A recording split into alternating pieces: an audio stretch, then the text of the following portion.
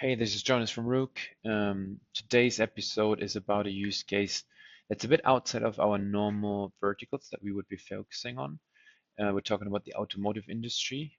Before we dive into this, again, very quickly, ROOK, ROOK is an API SDK solution helping companies to access the wearable data of their users. So instead of you having to integrate with all these brands out there one by one, Apple Watch, Garmin, or Whoop, we take care of that one single integration for you, and you get the full range of all these devices that are out there integrated into your app. And then, yeah, jumping into what we want to discuss or look at today, automotive industry. We just recently partnered with a company called Gentherm.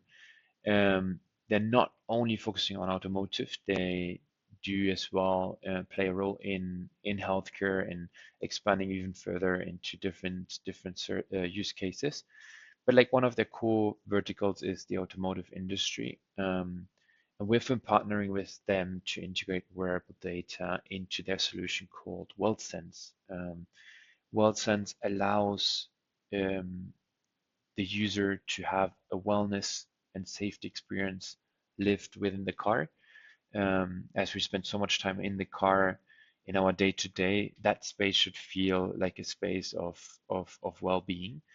And that's kind of like the sense and the idea behind the WorldSense Gentherm product.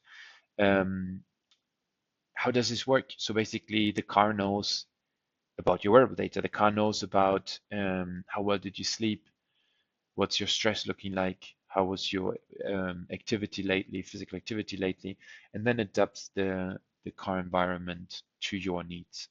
So this can impact lighting, this can impact anything around like temperature, um, the seat position. There can be guided meditations within the car. There's many different aspects that like how this can influence the experience within the car.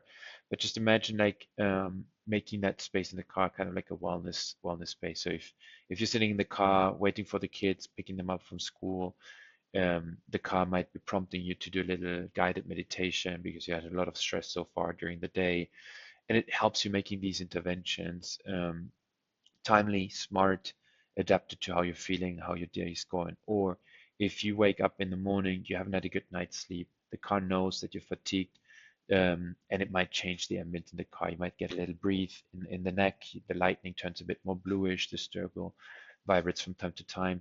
These types of like adjustments that then keep you focused, that keep you awake, focused on the road, which then help on a safety level even are very cool features, not only for just of the wellness and well-being side of things, which I think makes a ton of sense as we spend so much time in cars nowadays, but then as well from a safety perspective. So pretty cool use case, and that's just the beginning of what we can imagine how wearable data can play a role in these types of settings, automotive and beyond that, even in travel situations that go further than just the car setting.